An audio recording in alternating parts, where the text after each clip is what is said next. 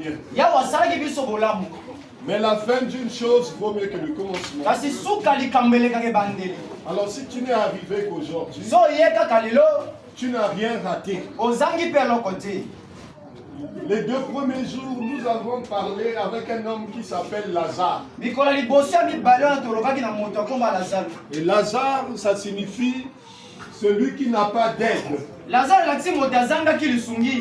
Celui qui n'est pas aidé. Et Lazare nous a parlé de sa vie. Il avait un grand destin. Et le Seigneur, dans sa grâce, avait envoyé un riche dans la vie de Lazare. Mais Lazare n'avait pas bénéficié de ce riche. Lazare était malade. Son corps était couvert d'ulcères. Et curieusement, il n'avait qu'un seul désir. Alors qu'il avait un riche. Et il restait devant la maison du riche. Parfois il entrait, il était dans la cour. Mais le seul désir de Lazare, c'était d'attendre les miettes qui descendaient de la table du riche. Quand les gens mangeaient, Lazare attendait la nourriture là. Il n'avait pas le désir de développer des relations avec le riche. Il n'avait pas le désir de développer une intelligence pour faire le business avec le riche. Il n'avait pas le désir de faire la connaissance du médecin du riche pour sa maladie. Et il n'avait aucun désir de chercher un homme de Dieu, d'aller dans une église pour chercher la guérison. Il a accepté sa pauvreté. Pire encore, il a accepté la maladie. Il disait, ma maladie là, je suis habitué avec. C'est comme ça qu'il va mourir. Et quelque temps après, le riche aussi meurt. Et les deux, ils se retrouvent dans le monde des esprits. Mais Lazare était du côté des justes. On appelle le saint d'Abraham. Et il était avec Abraham. Dès que Lazare est venu, Abraham est venu vers lui. Abraham ne lâchait pas Lazare. Tous les jours dans le séjour des morts, il était avec Lazare. Il consolait Lazare. Et Lazare, il nous a dit, je regrette. Mais le riche aussi nous a parlé. Il a dit à Abraham, Père Abraham, envoie Lazare vers moi ici. Parce que le riche était dans le lieu de tourment. Là où les gens qui n'ont pas Dieu, là où les gens qui ont vécu dans le péché, les gens qui ont vécu dans le mal, ils sont. Et il y a un grand abîme entre les deux lieux. Et là-bas il y avait la chaleur, le feu. C'est comme ça qu'il va dire à Abraham. Il va dire, mais Lazare, il me connaît très bien. Envoie Lazare avec un peu d'eau. Même s'il plonge seulement son doigt dans l'eau, moi, l'eau là, ça va me faire du bien. Abraham a dit, c'est pas possible. Il a dit, je souffre ici. Ça, c'est le riche. Il a dit, vraiment, je suis en train de penser à ma famille qui est là. Il a dit, Père Abraham, envoie Lazare chez nous à la maison. Dans ma famille. Parce que lui, on le connaît. Qu'il dise aux gens ce que moi je vis ici. Alléluia. Amen.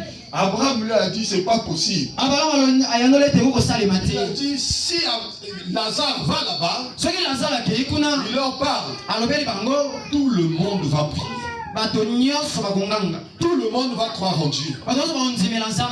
Abraham a dit c'est pas possible. Parce qu'il n'est réservé aux hommes de mourir qu'une seule fois. Après quoi vient le jugement. Bien aimé, quand tu mourras, tu vas passer devant le jugement. Tu ne reviendras plus ici. On ne vit qu'une seule fois. Ah, peut-être que tu auras la grâce d'avoir un homme de Dieu qui va prier pour toi, tu vas ressusciter. Mais s'il n'y a pas un homme de Dieu comme ça, tu vas mourir. Tu ne reviendras pas. Et tu vas passer devant le jugement. Même si tu pries, même si tu as le Seigneur Jésus, il y a un jugement pour les chrétiens aussi. Il y a un autre jugement pour les païens ou pour ceux qui vont jouer toute leur vie avec Dieu, vont faire semblant d'être des enfants de Dieu, et après ils vont mourir. Ils vont vivre une double vie. Ceux qui ont un pied dedans, un pied dehors. Ceux qui marchent à la frontière. Un moment il est là, un moment il est ici. On ne sait pas il a quelle nationalité. Lui il marche seulement sur la frontière. Un moment il est RDC. Un moment il est RC. Un moment il est enfant de Dieu. Un moment il est enfant de Satan. Donc il est seulement à la frontière. Les gens comme ça, mais quand ils vont de l'autre côté, ils vont chez Satan. Et Lazare nous a expliqué ça. Bien aimé, tu ne mourras qu'une seule fois. Tu n'as qu'une vie, c'est la vie que tu as. Ne vis pas ta vie au brouillon. Tu n'auras pas une autre chance. Alléluia. Amen. Dis à celui qui est à côté de toi, tu n'as qu'une seule vie. Dis-lui ça très bien. Peut-être que le micro ne sort pas bien. Touche-le. Dis-lui tu n'as qu'une seule vie. On ne vit qu'une seule fois. Après quoi vient le jugement. Et c'est de ça que nous avons parlé. Et Lazare, pendant sa vie, il était avec un riche. Et après sa mort, il était aussi avec un riche. Abraham était fort riche. Il a raté de bénéficier, de profiter de la richesse pendant qu'il était vivant. Mais quand il est mort, il était avec Abraham. La richesse d'Abraham aussi ne lui a pas profité. Voilà quelqu'un qui était un enfant de Dieu, mais qui a raté sa vie.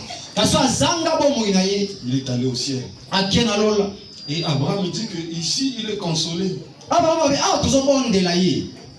Si tu viens ici, nous allons veiller à ce que tu ne rates pas ta vie. À la source, personne ne va rater sa vie. Dieu ne t'a pas envoyé ici pour que tu rates ta vie. Nous, on ne vous laissera pas rater. Parce que nous, on n'a pas raté notre vie. Dieu, il nous a pris dans la poussière. Il nous a arrangé. C'est pas vous qui allez rester dans la poussière. C'est pas aussi vous qu'on va envoyer là-bas chez Satan. Nous avons parlé aussi avec Nicodème. Un homme qui avait un destin extraordinaire. Nicodème signifie celui qui est destiné à donner la victoire à son peuple. Et Nicodème n'avait donné la victoire à personne. Lui aussi il nous a parlé. Aujourd'hui, nous voulons parler avec Samson. C'est avec Samson qu'on veut parler aujourd'hui. Avant de prier. Alors Samson, c'était un enfant assez particulier. Ses parents avaient un combat avec la stérilité. Ils ont fait des années de mariage. Mais ils n'avaient pas d'enfants. Mais ils espéraient en Dieu. Et c'est comme ça qu'un jour, un ange est venu de Manoah. Et on ne dit pas le nom de la maman de Samson, mais on dit que son père s'appelait Manoah. C'est comme ça que l'ange viendra voir la maman de Samson. Il va lui dire, à partir d'aujourd'hui, tu ne bois plus d'alcool. Tu te sanctifies. Parce que dans ton ventre, il va avoir un enfant. Dès maintenant, sanctifie-toi. Je dis à quelqu'un, sanctifie-toi à partir d'aujourd'hui. Parce que la promesse de Dieu est déjà sur ta tête. Si tu te sanctifies, il va descendre maintenant sur toi. Sanctifie-toi. Fuis le péché. Laisse la vie de changer les femmes tous les jours. Arrête l'impudicité. Attention. Sanctifie-toi. Je dis à quelqu'un, les fétiches ne te donneront rien. C'est pas parce qu'on va te laver avec je ne sais quelle eau. Ce n'est pas parce qu'on va te faire boire je ne sais quelle eau que les démons qui te combattent vont partir.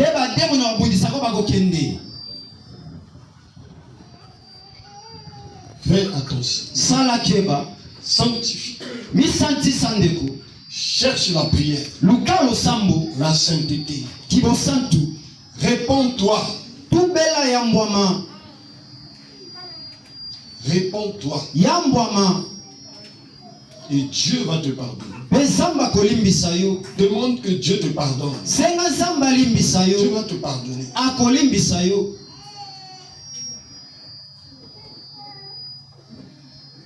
Et la prière qui est suspendue sur toi va commencer à agir. Ne continue pas avec les femmes des gens.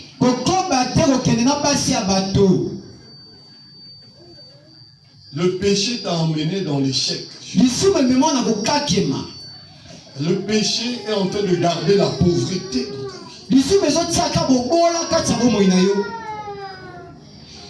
Dieu ne nous a pas appelés à demeurer dans la pauvreté.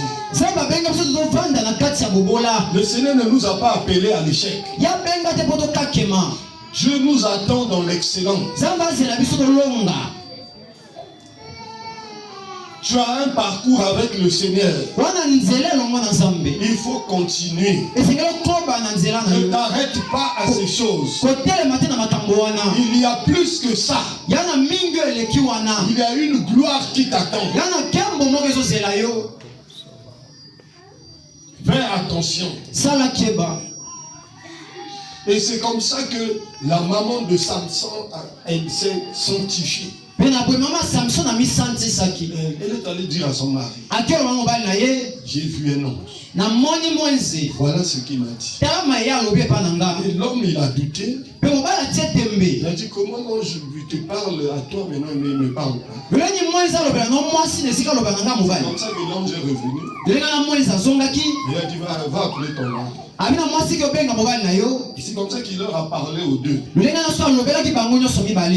a dit, bon, en tout cas, reste là que moi je te fasse une offrande. Et il est parti chercher un animal, il est revenu, il a fait une offrande. Parce qu'il était conscient. Et puis il avait peur. Parce qu'à l'époque, il disait que quelqu'un ne peut pas voir Dieu mourir et être vivant. Et donc il se disait c'est notre dernier jour aujourd'hui. Mais ce n'était pas Dieu qui l'avait vu, c'était l'ange de l'Éternel. Et c'est comme ça que il va être surpris qu'ils étaient encore vivants après que l'ange soit parti. Le Seigneur veut faire une rencontre personnelle avec vous. Nous sommes là pour vous montrer le chemin. Et notre objectif, c'est que Dieu vous rencontre vous-même. Nous ne voulons pas continuer toujours à prier pour vous, prier pour vous, prier pour vous. Chaque fois, il faut imposer les mains, imposer les mains, imposer les mains. Chaque fois, c'est la même délivrance, les mêmes démons que l'on chasse, après qu'ils reviennent, on chasse, qu'ils reviennent. Il faut que cette fois-ci, les démons qu'on chasse, ils s'en aillent pour tout bon. Et que vous commencez à marcher et à parler vous-même avec le Seigneur. La destinée, c'est que Dieu vous rencontre, vous parle, vous utilise aussi comme nous.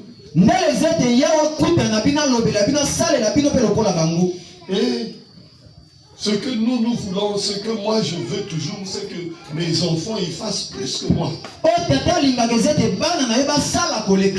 Qu'ils aient une meilleure communion, qu'ils fassent des grandes choses plus que moi j'ai fait. Nous voulons ça pour vous. Que vous vivez des miracles extraordinaires. J'attends toujours qu'un de mes enfants me parle d'un miracle que Dieu a fait avec lui que moi j'ai jamais fait.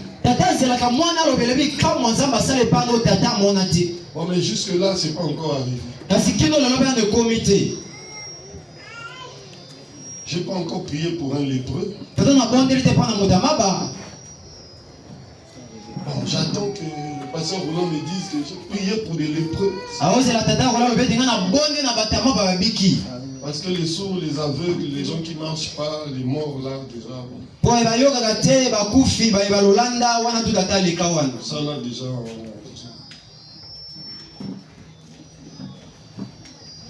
J'attends que les gens, ils aillent en France, en Amérique, tout ça là ici. Que les gens construisent des immeubles. J'attends que ici là, des gens qui achètent des parcelles pour l'église. Bon, ça là déjà. Qui achètent des parcelles pour le pasteur. Ça aussi déjà. Ça aussi déjà. Bon, mais en tout cas, il faut que Dieu fasse des miracles avec vous. Alléluia. Amen. Dis avec moi, Dieu fera des miracles avec moi. Dieu fera des miracles avec moi. Ça commence maintenant. Ça commence maintenant. Alléluia. Amen. Vous devez chercher ça. Les miracles, ce n'est pas seulement pour nous. Les choses extraordinaires, c'est pour tout le monde. Le Seigneur a dit, voici les miracles qui accompagneront ceux qui auront cru. Et c'est comme ça que les parents de Samson, ils se sont sanctifiés. Et Samson est né. Et la Bible dit ceci, que l'Esprit de Dieu commençait à animer Samson déjà. Depuis qu'il était enfant, l'Esprit de Dieu l'a animé déjà. Alléluia. Amen. C'est extraordinaire. Je déclare que l'Esprit de Dieu va utiliser même vos enfants. Même vos enfants. Même dans le ventre. L'ange avait dit ceci aux parents. Le rasoir ne passera point sur sa tête. Parce que cet enfant sera consacré à Dieu dès le ventre de sa mère. Je déclare que les enfants qui vont naître ici, à partir de maintenant, ils seront consacrés dès le ventre. Ils seront intouchables dès le ventre. Dieu va commencer à les utiliser dès le ventre. Parfois la maman dort comme ça là. Un sorcier veut rentrer. Mais l'enfant a déjà bougé. Parce que l'enfant a senti le sorcier. L'enfant est déjà rempli du Saint-Esprit. Il dit à maman, réveille-toi. Le sorcier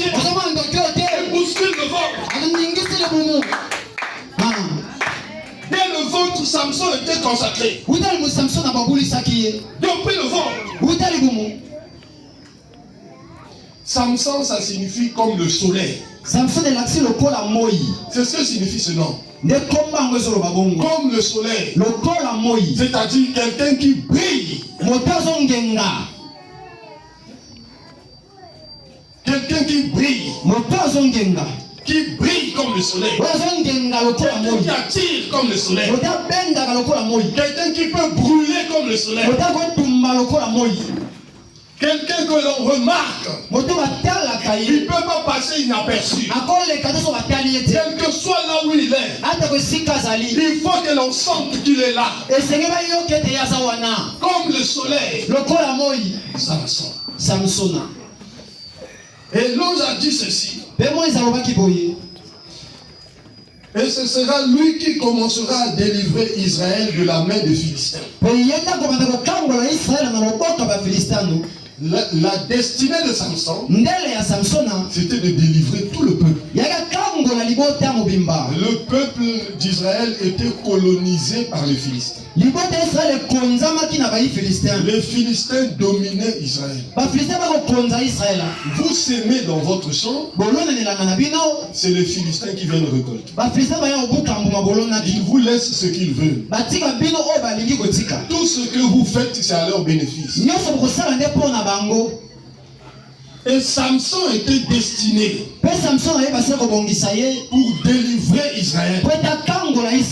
Dieu cherche des Samsons aujourd'hui. Quel Samson sortira d'ici? Quel Samson va sortir du Congo? Bien aimé, l'histoire de Samson ne s'est pas passée. C'est un appel qu'il y a jusqu'aujourd'hui. Nous sommes un pays qui est dominé par les Français.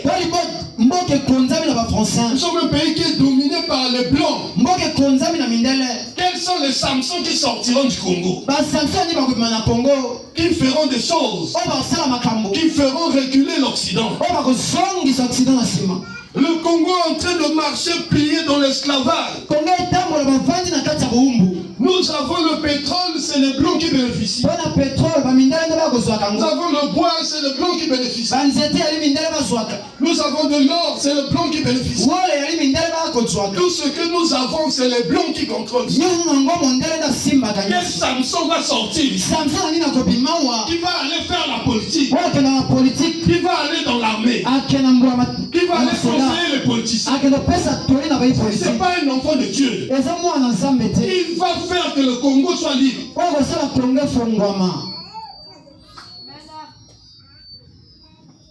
Dieu ne nous a pas appelés, nous, là, à faire la politique. Mais est-ce qu'il n'y a pas quelqu'un ici là qui va faire la politique? Moi, j'étais dans l'armée. Dieu m'a dit, sors de là. Vraiment.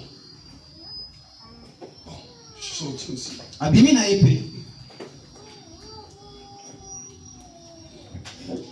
Parce que Dieu sait que si j'étais resté dans l'armée, moi j'allais faire un coup d'état.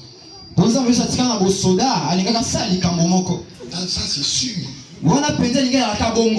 Avec le caractère que moi j'ai.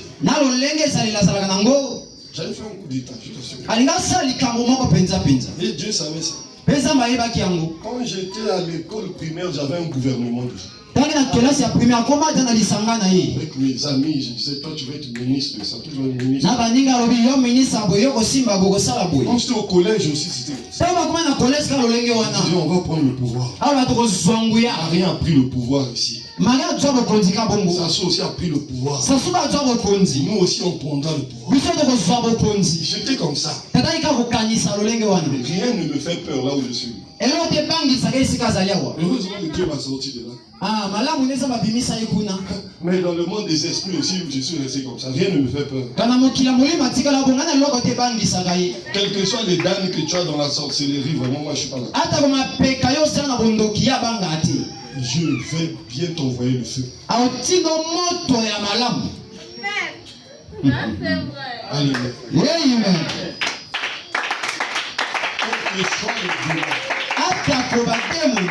Même s'ils s'en sont. Quel que soit le magicien, je ne sais pas quoi. Nous sommes allés avec le pasteur. On est allé dans un village et puis on me dit que le chef du village il s'appelle Tembe.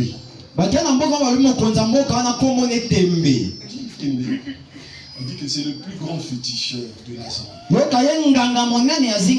Donc quand les autres n'arrivent pas, lui c'est la finale.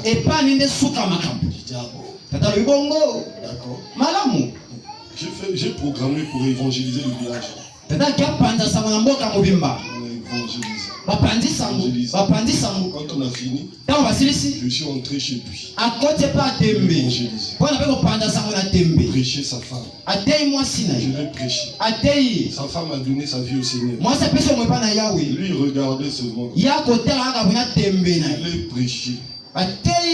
J'ai dit que si tu n'acceptes pas Jésus, tu ne verras rien. Tu vas continuer comme ça. Même Jésus, il va changer les choses que tu n'avais pas changé.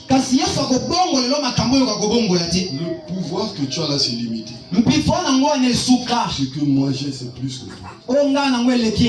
Je vais te faire la démonstration. Il me regardait seulement. On a fini. On a prié. On a baissé la tête. Après de partir.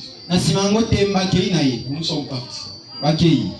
Le chef là, il avait une plaie qui finissait pas. Et j'ai prié pour la plaie. Après nous sommes partis. Après quelques jours, on est revenu encore pour faire le suivi. Et puis la femme a dit que le chef veut te voir. Quand on a travaillé, on a fini, je suis allé le voir. Il a dit, pasteur, je vous donne une paillote là pour faire l'église. Je lui ai dit, ah bon? Il dit, et moi je vois beaucoup de gens prier. Toi tu pries vraiment. Je dis, pourquoi tu dis ça? Il a dit que depuis le jour où tu as prié, ma plaie est en train de se cicatriser. La plaie là a fait des années. Il m'a dit depuis que tu avais prié, ma plaie est en train de se cicatriser. Il a montré ça, ça a diminué. Il a dit tu as un Dieu qui est vrai. Je lui ai dit donne vraiment ta vie au Seigneur. Je l'ai fait accepter le Seigneur. On a mis la cellule chez le féticheur. Si c'est pas Dieu qui peut faire des choses, le plus grand féticheur de la région, on a mis la cellule chez lui. Amen. Tembe. Amen. Le vrai guerrier, c'est Jésus. Mais c'est comme ça que Samson. C'est là où l'histoire de Samson commence maintenant. Si je te parle de Samson, c'est parce que Samson c'est toi. Il y a un appel sur toi. Mais jusqu'aujourd'hui, tu ne prends pas ça au sérieux. Il y a des choses que Dieu veut faire avec toi, mais tu ne prends pas ça au sérieux. Parfois tu ne comprends pas. Samson, Dieu lui a donné la force. Une force incroyable. Et Dieu attendait que Samson grandisse. L'onction qu'il y avait sur Samson, c'était pour taper les gens et tuer les gens. Je prie qu'il y ait quelqu'un sur qui cette onction-là descend.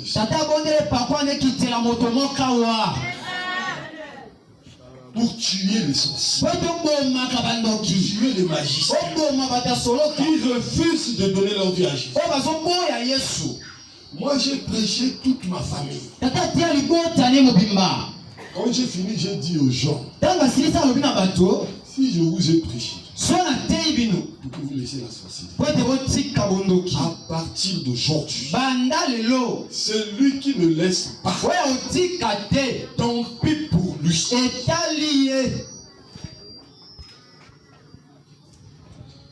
Et à partir de la semaine, j'ai changé de prière. J'ai prêché ma famille paternelle. Aujourd'hui, il n'y a aucun sorcier dans ma famille paternelle. J'ai enterré tout le monde. Je les ai enterrés. J'ai laissé personne. Alors, je crois que maintenant, là, je vais me tourner maintenant vers ma famille maternelle.